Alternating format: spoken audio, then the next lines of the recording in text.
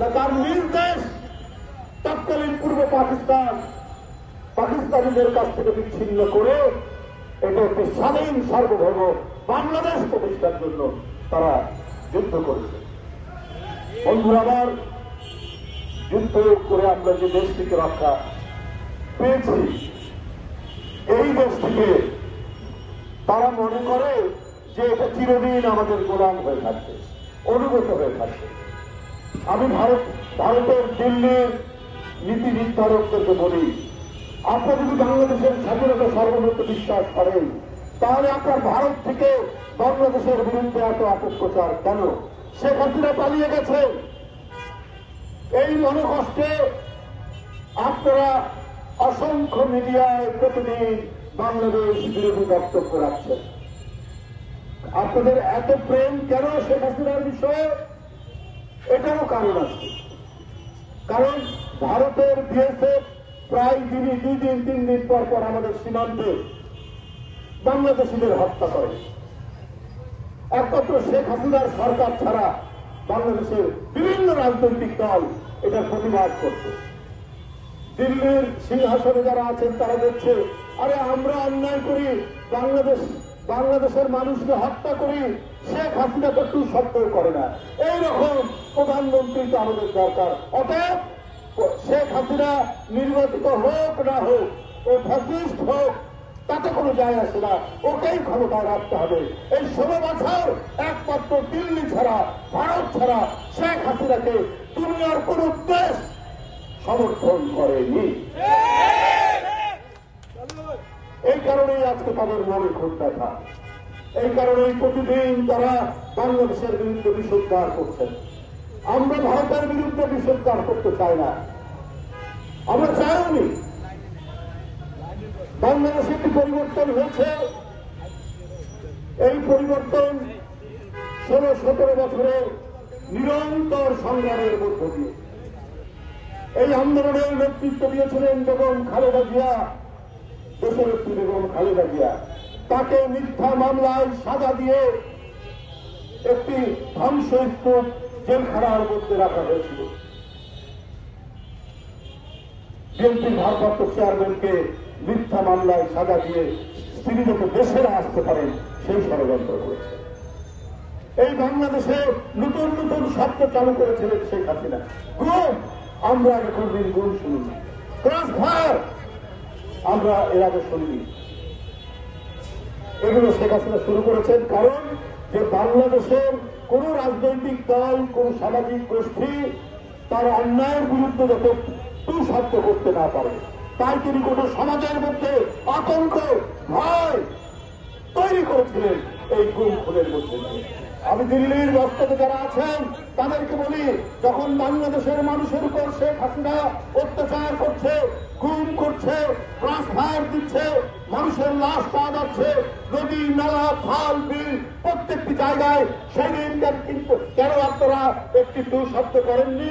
কারণ শেখ হাসিনা আপনাদের আপনজন, আপনাদের অন্যায়, আপনাদের সমস্ত অবৈধ কাজ শেখ হাসিনা মেনে নেয়। কিন্তু বাংলাদেশের মানুষ এটা মানে না বলেই আজকে বাংলাদেশের বিরুদ্ধে আপনারা বিষোদ্গার করছেন, বাংলাদেশের বিরুদ্ধে আপনারা নানা ধরনের অপপ্রচার করছেন, সংখ্যালঘুদের উপর বলে নির্যাতন করছে। কোথায়? এইবারে সবচাইতে শান্তিপূর্ণ দুর্গাপূজা হয়েছে।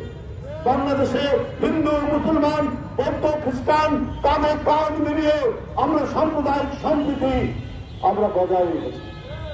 মোদী সাহেব, আপনাদের কি সেই দৃষ্টান্ত আছে?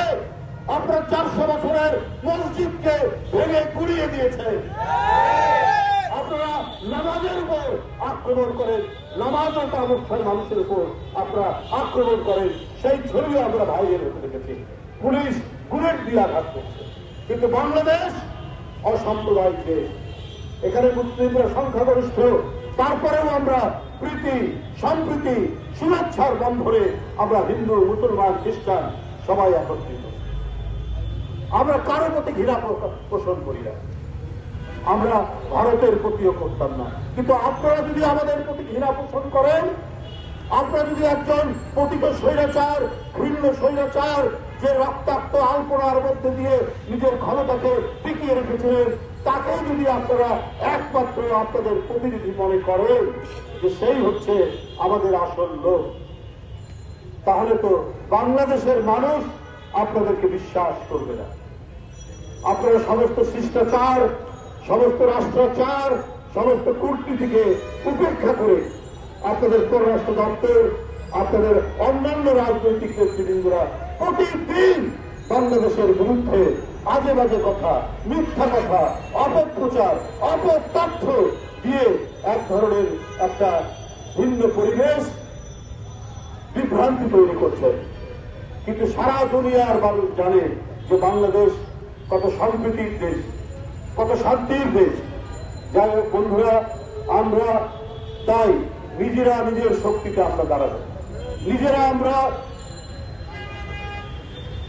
আমাদের যে উৎপাদন, সেই উৎপাদন আমরা প্রত্যেকেই সেই উৎপাদনে অংশগ্রহণ করব। কেউ উৎপাদন করবেন মিলে, কেউ কলকারখানায়, কেউ আপনার জমিতে, কৃষি খেতে, আমরা সেইখানে আমরা কিনে নিব, আমরা সেইখানে অংশভাগ করে একে অপরকে আমরা সমৃদ্ধিশালী করব, আমাদের দেশের অর্থনীতিকে আমরা জাগিয়ে তুলব। কিন্তু যারা আমাদেরকে ঘৃণা করে, যারা আমাদের বিরুদ্ধে বিষোদ্গার করে, তাদেরকে বলে রাখি, এই বিষোদ্গার যতদিন করবে আমাদের প্রতিবাদ এবং আমাদের সমস্ত কিছু, আমাদের যে রাজনৈতিক প্রতিরোধ আমরা করে যাব। আপনাদের সকলকে ধন্যবাদ জানাচ্ছি, শুভেচ্ছা জানাচ্ছি।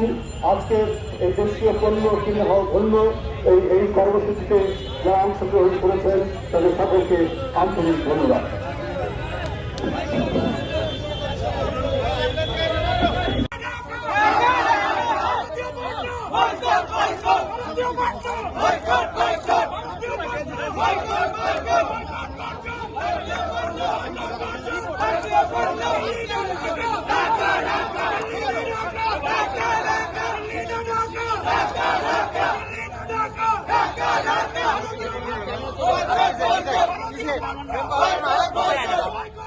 अरे भाई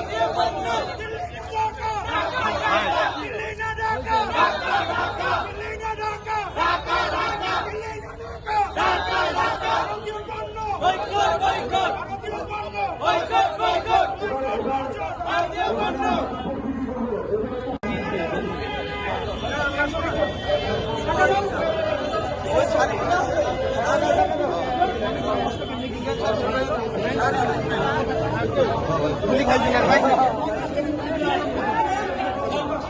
সাইডে গুলি খাইছে আর একটা ভোট ওই দিকে না এই দিকে